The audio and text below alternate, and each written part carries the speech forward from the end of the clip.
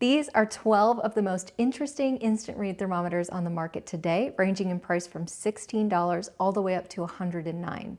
And over the past few months, we put each and every one of these to the test in our home kitchen to let you know which ones we think are worth the price. Here at Cult Flav, we test products under real life conditions, not lab testing. So we're doing basic cooking tasks like checking meat for doneness, deep frying, making ice cream, and occasionally a little bit of light caramel production. This sucks! Because we don't care about how these operate in a lab or in a commercial test kitchen, we care about how they work in your home kitchen. It like shoots over it. That's so interesting. After we put them through their paces, we took all of our notes and reduced them down into some quick little reviews so that you can get what you came here for without wasting your time. But there is one thing we think you should know whether you care about our opinion or not, and that is how these thermometers work. That way you can make an informed decision about the thermometer that's right for you, whether or not you choose one of the units that we reviewed. The basics of thermometer functionality are pretty easy to work out. You've got a probe with a sensor in it and a tiny little computer that reads the signal from that sensor.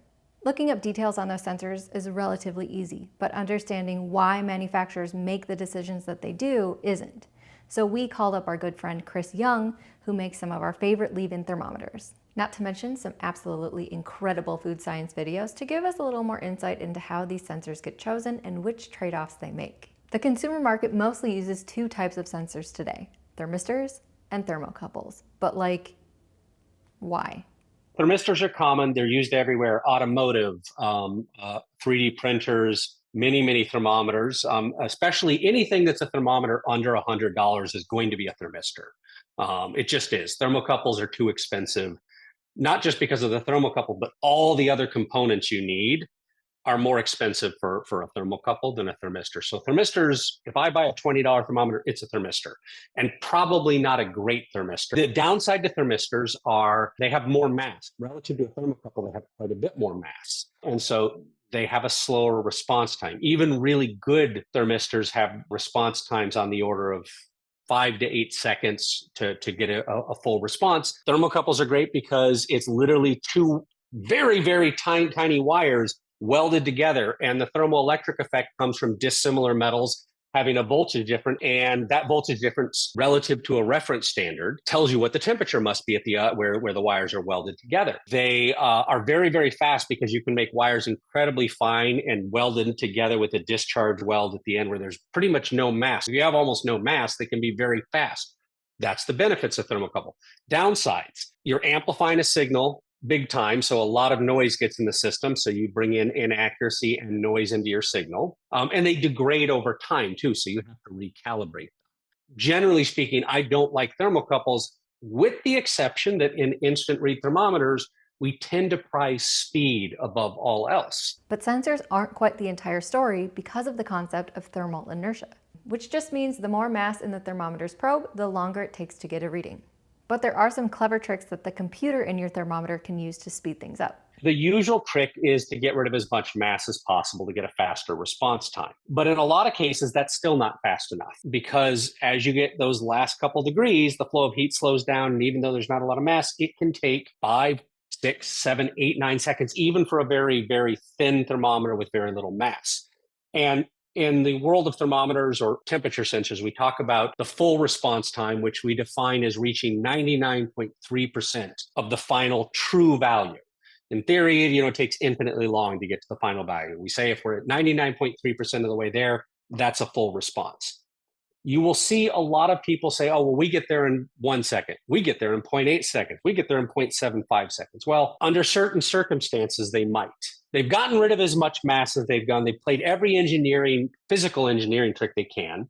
But usually when they do that test, they're doing that test when they're putting the thing into a thing of water and stirring it. Now our marketing team can say, hey, we have a 1 second response time. But there's another thing you can do. You can say, well, we're going to cheat a little bit. We're going to do signal processing. We're going to use math, because we're going to say, look, we have measured lots of things with our thermometer, and we have kind of figured out that we can look at the first part of the curve and maybe wait the first 0.2 of a second And based on how the curve is looking there, we can kind of project where we're going to get.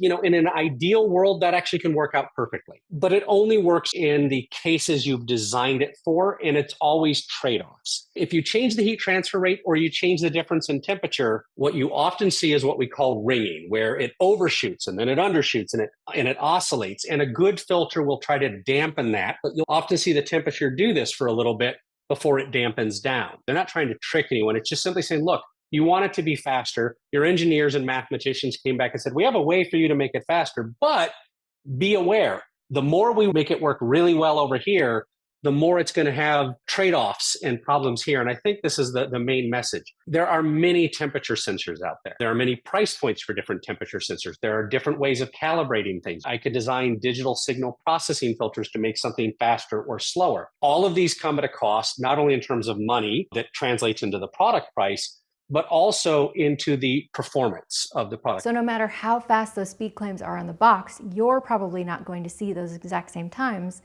because you're not going to use your thermometer for the exact same tests. But some thermometers are still going to be way faster than others. And in a home kitchen, that's probably the most important factor because in most cases, the longer it takes, the hotter your hand is going to get. Ow, my finger. On top of the basic temperature reading functionality, we also found that some quality of life features made a big difference, while others were pretty worthless. Our favorite thermometers had backlights, ambidextrous displays, and magnetic backs, while min-max and whole temperature functions weren't very helpful in a home kitchen.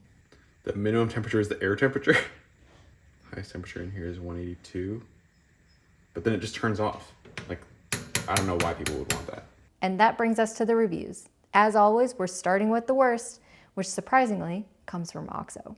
And that's because the $22 OXO Good Grips Chef's Thermometer just couldn't keep up with the rest of the competition. Can we reinforce the takeoff ramp?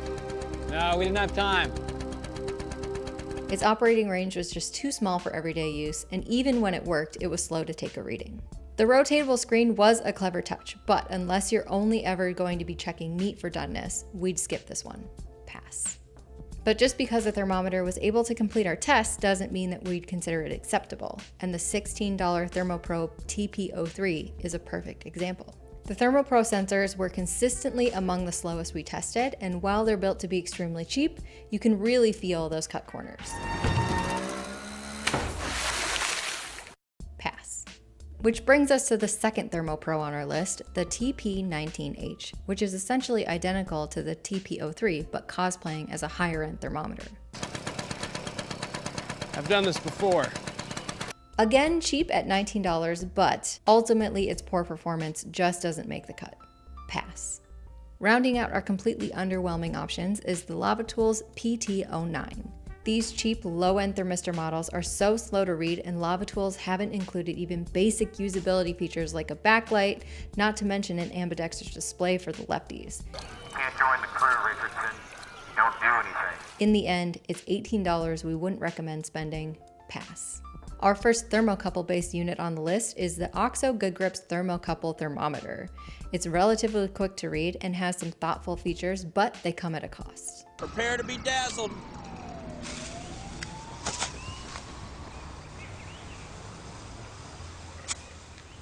It has incredibly short battery life, randomly turns on when the probe is closed, and at $105, it's only $4 away from the most expensive unit we tested. Pass.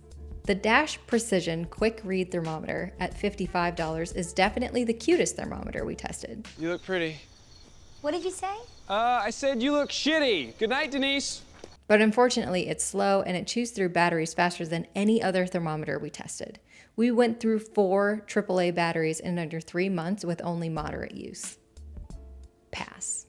The Lavatools Javelin Pro Duo at $58 is pretty decent overall, and it feels nice to the touch. But it really suffers from being priced within a couple bucks of our overall favorite, which had a nicer set of features and was way faster in testing. Ultimate punch! Pass. Much like its bigger sibling, the Javelin Pro Duo, the Lavatools Javelin suffers from being priced so close to superior competition. Nailed it. I like its super compact, easy to use form factor, but it's pretty feature bare, so it's hard to recommend the Javelin for $27 when the next unit is much better for only $35. pass. The ThermoWorks ThermoPop 2 was the fastest thermistor-based unit we tested and includes some nice usability features like a backlight, a 4-direction display, and a nice long probe. Our only complaint is that the on-off button is pretty stiff, which makes it annoying to turn off since you have to hold it for a few seconds. Good thing it can turn itself off automatically. A steal at $35 and our budget pick, smash. The Typhur InstaProbe is blazing fast but struggles with resolution, both in terms of its fuzzy pixelated display and in adding a decimal point, which makes it feel too fast. That extra decimal place just isn't necessary in literally any cooking context, and while we didn't dock other thermometers points for including it, the other units weren't so jumpy that it caused problems. I can't tell what this temperature is, but this smells like it's gonna burn any second. The glass front and magnetic back for easy storage are nice touches, but the loose hanging probe feels awkward and unpolished. Also, Bryn poked himself with it. Ow. At $109, it's tied for the most expensive unit we tested. For that price, it's not quite living up to our last couple of competitors, but if they can fine-tune those details, Typhur's in a great position to be our pick next time. Smash. ThermoWorks' ThermoPens are legendary for 2 reasons. They're fast and you can rely on them. That's why so many of the ThermoPens competitors are designed to imitate it. My name is Rod, and I like to party. All right, Dave, you're up. Hi, my name is Dave, and I like to party. No, Dave, I just said that I party, so maybe do something different for me. My name is Dave, and I am the stuntman. You know what? Let's move on. The ThermoPen honestly doesn't feel quite as fast as some of their competitors today, but it's still got some pretty high-end features, and if reliability is your highest priority, the ThermoPen 1 is the move at $109. Smash.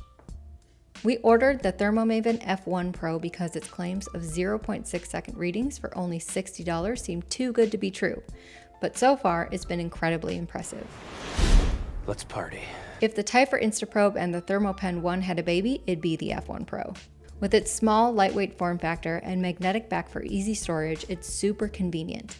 The sensor is blazing fast but not as bouncy as the Typhur, and all for about half the price of the InstaProbe and the ThermoPen. Smash! Huge thanks to Chris for helping us out with this video. Please go check out his fantastic channel. We've got a link for that below alongside each of these thermometers. If you already own or have used any of these thermometers and you have opinions, go post your own review over on cultflave.com and help your fellow home cooks make better, more informed decisions. Oh, this has been upside down the entire time, but ThermoPop!